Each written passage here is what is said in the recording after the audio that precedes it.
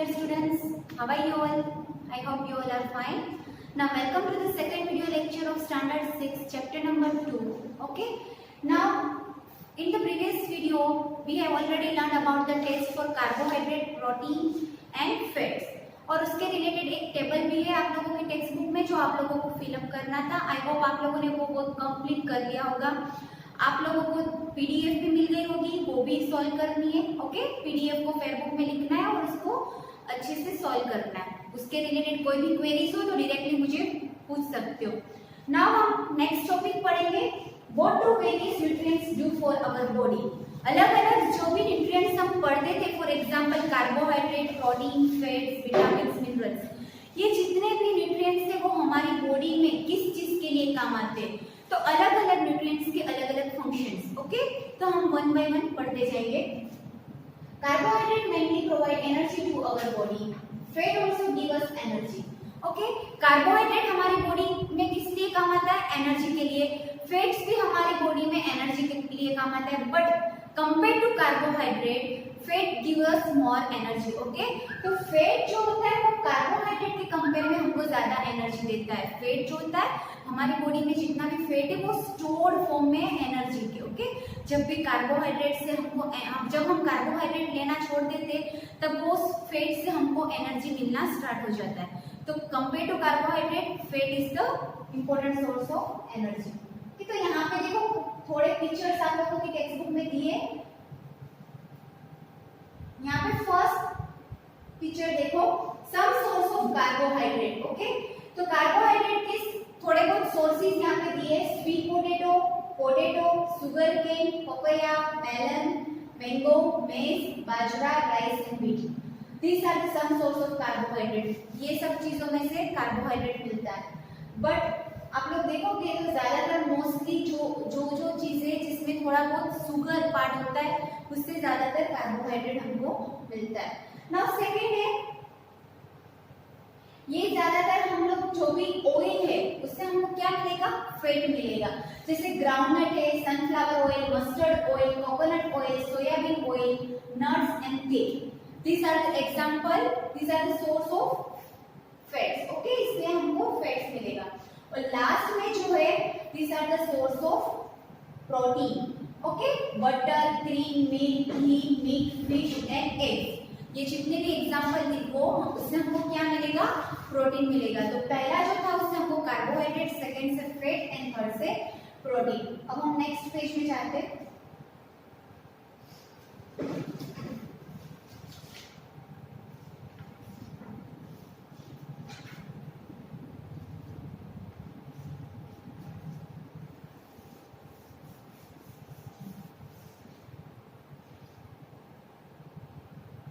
Now carbohydrate and fat हमने already पढ़ लिया. कार्बोहाइड्रेट एंड फैट दोनों से हमको क्या मिलता है? एनर्जी मिलती है.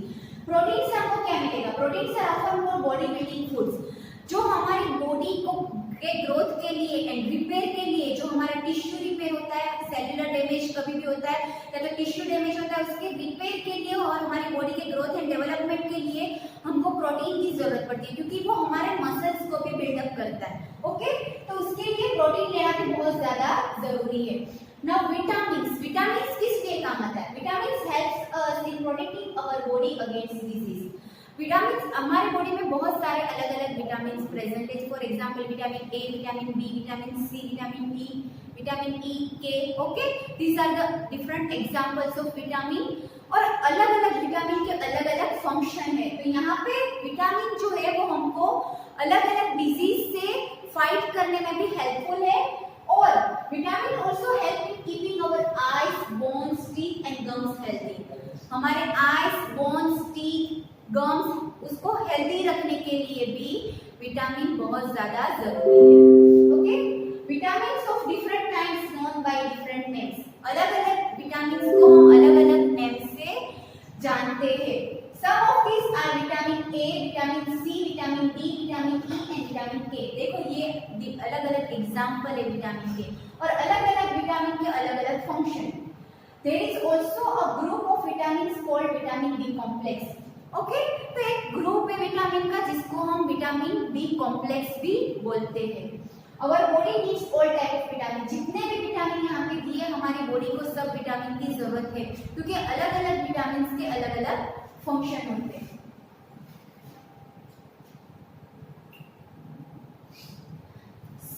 Vitamin A keeps our skin and eye healthy. Vitamin A हमारे लिए किस लिए जरूरी है, हमारी आंख को और हमारी स्किन को हेल्दी रखने के लिए विटामिन ए की जरूरत पड़ती है। Vitamin C helps body to fight against many disease. Vitamin C जो है वो हमारी बॉडी को अलग अलग डिजीज से फाइट करने के लिए हेल्पफुल होता है। विटामिन सी हम लोग लेते हैं, फॉर एग्जांपल हम लोग कोई भी सार फ्रूट्स लेंगे, खट्टे फ्रूट्स लेंगे, for example lime, okay, oranges, amla, ये सबसे हमको विटामिन सी ज्यादातर मिलता है। Now vitamin D helps our body to use calcium for bones and teeth. देखो विटामिन डी है, उसका दूसरा नाम कैल्सीफेरॉल भी है। तो विटामिन डी क्या काम करता है, वो हमारे जो भी बोन्स है उसको कैल्शियम चाहिए, उसके लिए वो हेल्पफुल रहता है, हमारे बोन्स को कैल्शियम प्रोवाइड करता है। कौन सा vitamin, vitamin D, okay. Foods that are rich in different vitamin and shown in figure. देखो अलग अलग फूड है जो अलग अलग, जिससे हमको अलग अलग विटामिन मिलते हैं जो फिगर में दिए हुए। देखो यहाँ पे जितने भी आप फिगर में देख रहे हो, milk, fish oil, papaya, carrot, mango, ये सब किस क्या देता है हमको, विटामिन ए, ओके ना। विटामिन बी के लिए देखो यहाँ पे वीट, राइस, लीवर। जब हम वीट खाते, राइस खाते, लीवर खाते, तब हमको उसमें से क्या मिलता है, विटामिन बी। विटामिन बी 12 हमारे बॉडी के लिए बहुत ज्यादा जरूरी है, जिसको हम साइनोकोबालेमाइन बोलते हैं, ओके। जब हम लीवर खाते हैं, उसमें liver is the important source for the vitamin B. Now देखो ये जितने भी खट्टी चीजें आप लोगों को देखने को मिलेगी, सार फ्रूट्स और सार vegetables, for example guava, orange, tomato, आंवला, लेमन एंड ग्रीन चिली, ये सारी चीजें वो विटामिन सी, इससे बहुत ज्यादा विटामिन सी मिलेगा। और ये विटामिन सी किस लिए काम आता है, हमारी बॉडी को कोई भी डिजीज से फाइट करने के लिए विटामिन सी बहुत ज्यादा हेल्पफुल रहता है। नाउ जो लास्ट है वो विटामिन डी के लिए milk, butter, fish, eggs and liver, ये जितनी भी चीजें आप लोग देख रहे हो, इससे हमको विटामिन डी बहुत ज्यादा मिलेगा, क्योंकि इसमें कैल्शियम प्रेजेंट होता है और हमारी बॉडी को कैल्शियम कौन प्रोवाइड करता है, विटामिन डी, ओके। तो आई होप आप लोगों को विटामिन समझ में आ गया होगा। अब हम नेक्स्ट पेज में जाते हैं। देखो यहाँ पे एक इंपॉर्टेंट नोट है, our body also prepares vitamin D in the presence of sunlight. Nowadays insufficient exposure to sunlight is causing vitamin D deficiency in many people। ज्यादातर हम लोग को धूप में जाना पसंद नहीं होता, इसके कारण क्या होता है, हमारी बॉडी में विटामिन डी की डेफिशिएंसी आ जाती है। डेफिशिएंसी मींस ये वर्ड आता है डेफिशिएंसी, डेफिशिएंसी मींस हमारी बॉडी में उस चीज की कमी आ जाती है। तो विटामिन डी की कमी कब आती है, जब हम डायरेक्टली कोई सनलाइट हमको नहीं मिलती, हम लोग धूप में नहीं निकलते, ज्यादातर अर्ली मॉर्निंग की जो धूप होती है उसमें हम बाहर नहीं जाते, तब हमको विटामिन डी सफिशिएंट अमाउंट में नहीं मिलता, ओके। तब हमको उसकी कमी हो जाती है हमारी बॉडी में डेफिशिएंसी। नाउ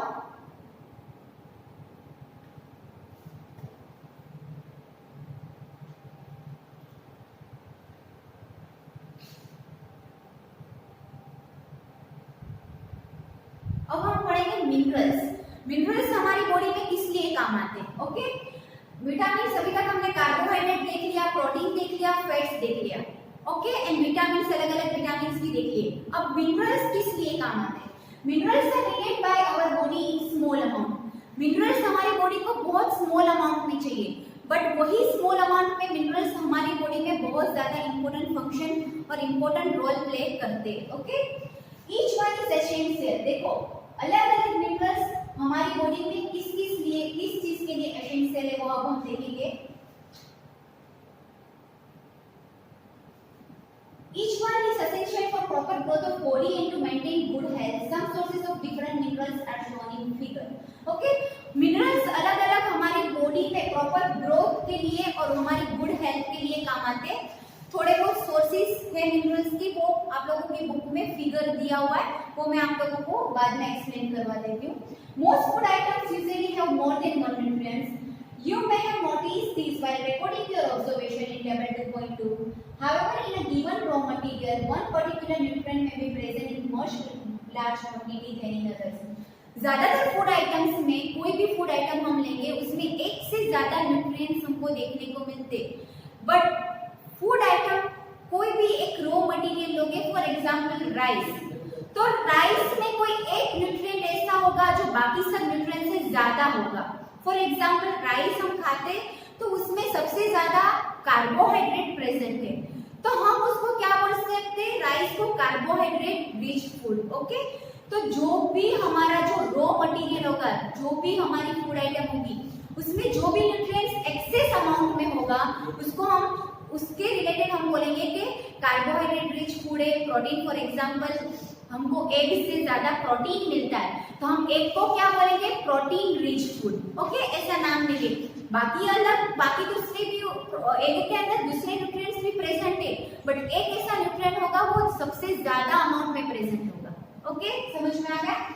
तो हम देखो, however in a given raw material one particular nutrient may be present in much large quantity. For example, देखो यहाँ पे राइस का एग्जांपल दिया है। राइस में सबसे ज्यादा कार्बोहाइड्रेट प्रेजेंट है, इसीलिए carbohydrate rich source of food हम किसको बोलेंगे, राइस को। क्या बोलेंगे राइस को? Carbohydrate rich source of food, because carbohydrate is present in excess amount in rice, that's why the rice is known as carbohydrate source of food. Okay, besides these nutrients our body needs dietary fiber. हमारी body को dietary fibre की भी बहुत ज्यादा जरूरत है। तो fibre क्या है? फाइबर को हम रफेज भी बोलते हैं। Why it is called roughage? Because it is the roughage मतलब क्या है, यहाँ पे वर्ड दिया है, मतलब इनडाइजेस्टिबल मटेरियल, जो हमारी बॉडी में कोई काम नहीं करता, कोई फंक्शन नहीं करता, बट जो हम खाते उसका बल्कीनेस बढ़ाने के लिए, उसका बल्क बढ़ाने के लिए रफेज का यूज होता है, जो फाइबर काम करता है। और फाइबर हमको कहाँ से मिलता है? देखो, फाइबर कहाँ से मिलेगा? Whole grains, pulses, potatoes, fresh fruit and vegetables are the main source of roughage. Roughage does not provide any nutrient to our body, but it is essential component of our food and adds to its bulk. This helps our body get rid of undigested food. देखो क्या होगा जब हम कोई भी fibre खाते, fibre खाने से क्या होगा, हमारी बॉडी में उसका कोई रोल नहीं है, वो हमारी बॉडी के लिए एसेंशियल नहीं है, बट जो हमारा अनडाइजेस्टेड फूड है, जो हमारी बॉडी में से रिमूव होना जरूरी है। ओके, जो हमारे बॉडी में जो फूड डाइजेस्ट नहीं होता, अनडाइजेस्टेड फूड है, जिसको हमारी बॉडी से रिमूव होना जरूरी है, उसको रिमूव करने के लिए फाइबर लेना हमको जरूरी है। फाइबर हेल्प करता है हमारी बॉडी से वेस्ट मटेरियल को रिमूव करने में। आ गया? आई होप आप लोगों को फाइबर भी समझ में आ गया होगा। मिनरल्स मैंने समझा दिया, फाइबर समझा दिया। अब देखो यहाँ पे आप लोग फिगर देखोगे तो यहाँ पे अलग अलग मिनरल्स कहाँ से हमको मिलते हैं। तो फर्स्ट मिनरल जो हम पढ़ेंगे दैट इज आयोडीन। ओके, तो आयोडीन का सोर्सेस क्या है? आयोडीन कहाँ से मिलता है हमको? ज्यादातर सी फूड जितने भी होंगे उसमें नमक प्रेजेंट होता है, इसलिए उससे आयोडीन मिलना बहुत ज्यादा इम्पोर्टेंट है, क्योंकि जितने भी सी फूड होंगे उसमें सोल्ट प्रेजेंट होगा, और सोल्ट प्रेजेंट होगा तो हमको ऑब्वियसली उसमें से आयोडीन मिलेगा, because the salt is the main source of iodine. Okay, तो सोल्ट लेने से, फिश लेने से, जिंजर से, प्रॉन से, ये सारी चीजें से हमको क्या मिलेगा? आयोडीन। ओके, तो आयोडीन किसका एग्जाम्पल है? मिनरल का। अब हम नेक्स्ट मिनरल देखते हैं, फॉस्फोरस। फॉस्फोरस हमको कहाँ से मिलता है? मिल्क से हमको फॉस्फोरस मिलता है, बनाना से, ग्रीन चिली से, और यहाँ पे थोड़े बहुत होल ग्रेन्स प्रेजेंट है। ओके, तो ये सारी चीजों से हमको फॉस्फोरस मिलता है। ओके, हमने पहले देख लिया आयोडीन, सेकंड हमारा मिनरल था फॉस्फोरस। अब हम थर्ड देखेंगे that is the iron. Iron हमको कहाँ से मिलेगा? देखो यहाँ पे एग्जांपल दिया है एप्पल, पालक, यहाँ पे पालक, leafy vegetables, mostly leafy vegetables से आयरन मिलता है, एंड लीवर। ओके, तो ये सारी चीजें these are the important source for the iron. Okay, और आयरन हमारी बॉडी के लिए बहुत ज्यादा इम्पोर्टेंट है। नाउ लास्ट जो है कैल्शियम। कैल्शियम हमको ज्यादातर, कैल्शियम का इम्पोर्टेंट सोर्स क्या है? Milk and eggs. मिल्क और एग से हमको कैल्शियम मिलता है। ओके, तो ये चार थे अलग अलग मिनरल्स थे और इसके अलग अलग sources. Now we move to next page.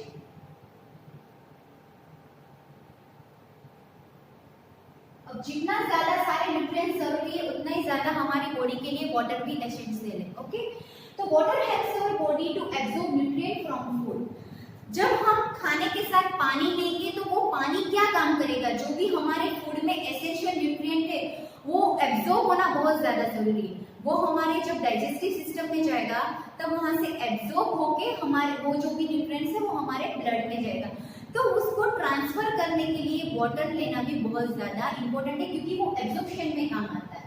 It also helps in throwing out some waste from body as urine and sweat. Okay, हमारी बॉडी से जब यूरिनेशन होता है और जब स्वेटिंग होती है तब पानी हमारी बॉडी से बाहर निकलता है। वही पानी जो स्वेटिंग के फॉर्म में निकलता है और यूरिनेशन के फॉर्म में निकलता है वो हमारी बॉडी से वेस्ट थिंग को रिमूव करता है। तो इसीलिए वेस्ट जो हमारी बॉडी में वेस्ट सब्सटेंस है, टॉक्सिक सब्सटेंस, उसको रिमूव करने के लिए भी वाटर लेना बहुत ज्यादा जरूरी है। Normally we get most of the water that our body needs from the liquid we drink. देखो हमको ज्यादातर वाटर कहाँ से मिल जाता है, हमको वाटर कहाँ से मिल जाएगा, वाटर ज्यादातर हमको वाटर से मिलता है। हम जब पानी पीते हैं रेगुलर, आप लोगों को पता है रेगुलर 10 to 12 ग्लास हमको पानी पीना ही चाहिए। It is very essential for our body.